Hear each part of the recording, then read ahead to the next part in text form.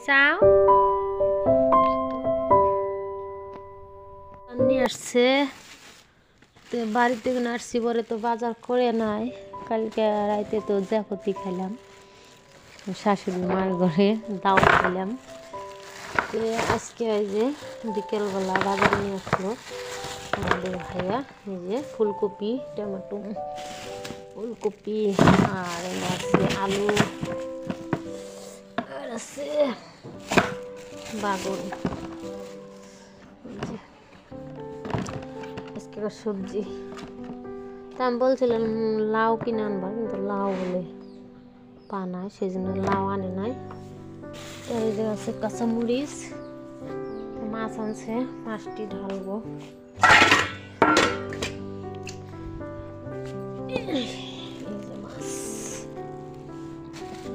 মাছটা খুইলা নাই এই যে মাছ কি মাছ নিছে রূপচান্দা মাছ নিয়ে আসছে রূপচান্দা মাছ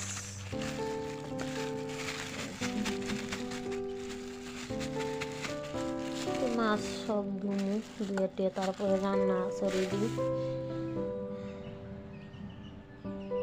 রান্নাটা সরিয়ে দিয়ে নেবো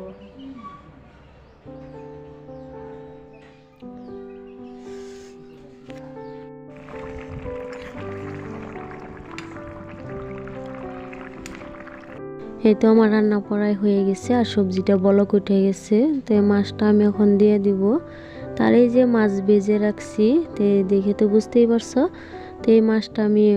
যে কড়া লাগবো ওই কড়াই সবজিতে দিয়ে দিব তো এই মাছটা নামিয়ে নই আর সবজি বলক উঠে গেছে দেখে বুঝতেই তো পারছো তো এই যে মাছ একটা একটা করে আমি দিয়ে দিব দিয়ে তারপরে ঢেকে দিয়ে অল্প জাল করে তারপরে নামিয়ে নেব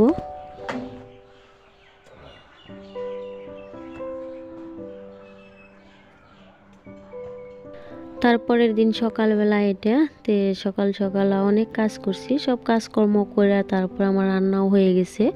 তে রান্না বান্না করে রেখে আনিসরে ভাত খাওয়িয়ে দিয়ে তারপর ওর স্কুলে পাঠিয়ে দিছি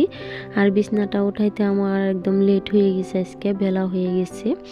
তো আনিসরে স্কুলে পাঠাইয়া দিয়া তারপরে আমি আসলাম বিছনা উঠাইতে তে আর তোমাদের ভাইয়াও গেছে হাটে তে হাটে গেছে তোমাদের ভাইয়া তে রান্না বান্না করে তোমাদের ভাইয়েরাও খাওয়িয়ে দিছি আনিসরেও খাওয়িয়ে স্কুলে পাঠাইছি তা আনসার তো খেলাইতেছে তাই আমি ভাবলাম বিছনাটাও আমি উঠে নই তো বিছনা উঠিয়ে তারপরে ঘরটা ঝাড়ু দিয়ে নেব তো এই যে বিছনা একটা একটা করে উঠাইতেছি আর শীতের দিন যেহেতু শীতের দিনে তো অনেক খেতা কম্বল হয় তা তো জানোই তো দেখো ভাঁজ করতে করতে এক বেলা লেগে যায় তো এই যে এটা এটা করে ভাঁজ করে নিতেছি আমি তো বিছনা উঠাইয়া তারপরে ঘরটা ঝাড়ু দিব ঝাড়ু দিয়া অল্প জামা কাপড় ভিজাবো জামা কাপড় ধুবো ধুয়ে তারপরে ভাবছি আজকে বাজারে যাব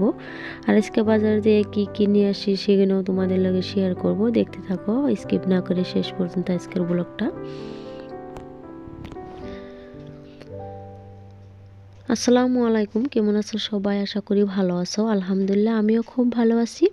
আর তোমরা যে যেখানে কোনো আমার ব্লগটা দেখতেছো তাদেরকে অসংখ্য অসংখ্য ধন্যবাদ আর অনেক অনেক ভালোবাসা আমার তরফ থেকে তো এই তো জামা কাপড়টি বাই করে নিচ্ছি তো জামা কাপড় দিয়ে অল্প ভিজিয়ে রাখবো ভিজিয়ে রাখে তারপরে অল্প কিছু কাজ আছে সেই কাজগুলো হারবো হাইরে কাপড়টি ধুবো ধুয়ে তারপরে যাব আমি বাজারে ভাবছি তো দেখতে থাকো স্কিপ না করে শেষ পর্যন্ত ব্লগটা তো এই যে তারপরে আসলাম কিছু এই যে জুতাগুলো একদম আইলান্দারি হয়ে আছে তো আনসার তো অনেক দুষ্টুমি করে জানোই তো আনসারের জন্য আরও এই স্যান্ডেলগুলো আমি একদম ভালো করে রাখতে পারি না তো এ না আসে আইসানে জুতা সব কিছু ভাই করে আবারও ভরে আবারও ভাই করে এভাবেই করেই থাকে আনসার তো ভাবছি এখন গুছিয়ে নই তার এই জুতা জোড়া ধুয়ে দিছিলাম শুকাইছে সেগুলোও আনলাম ঘরে আইনা একদম এর মধ্যে ভরে রেখে দিই তার এই যে দেখে তো বুঝতেই পারছো আর এই যে আনিসের জুতা এই জুতা জোড়া দুই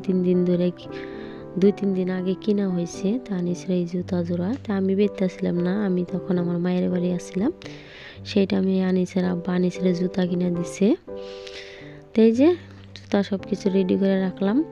তারপরে এই যে আমার হাতে যে আংটি দেখতেছো এই যে দেখতেছো যে আংটিটা এই আংটিটা হলো আনসার হদাই কিনচাল হদার মধ্যে বাইরেছে আংটি। তে আনসার আমারে বলতেছিল যে তুমি হাতে দাও মা,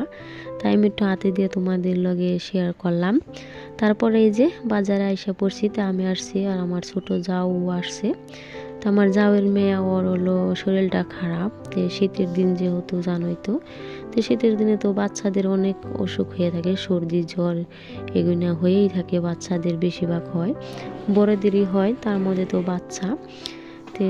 ও কিছু খাওয়া দাওয়া করতেছে না বাচ্চাটা, একদম সর্দিতে, তে ভালো লাগে না নাকি, মুখেও একদম রুচি নাই। তো সেই জন্য ডক্টরের কাছে আসছিলাম, আইসা ওর নিকে ওষুধ পানিও নিয়ে গেল ওর মা। তে আর আমি ভাবছি যে অল্প এখন ঘরে যাব, তো এখন ঘরে যাব ভাবছি। তা আর ওই দেখো তো ভেড়াগুনে একদম দৌড় দিছে, ছোটো একটা কুত্তার বাচ্চা, বাচ্চাটাই একদম ভেড়াগুনের দৌড়াই বানিয়েছে। তার এই যে ডিশটা কিনা হয়েছে ব্যাপারীর কাছে গনে, তো এখন তোমাদের লগে শেয়ার করলাম।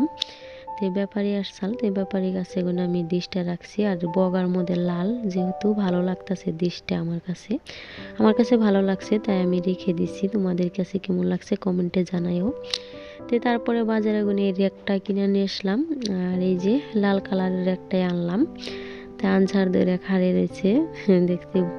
আর আনসার বলছিল মা এই র্যাক দিয়ে তুমি কি করবা। তো আমি এই র্যাকটার মধ্যে আনিস আর আনসারের জামা কাপড় ধুবো, সেই জন্য আনছি। আরও বস্তু আনছি কিছু, এই যে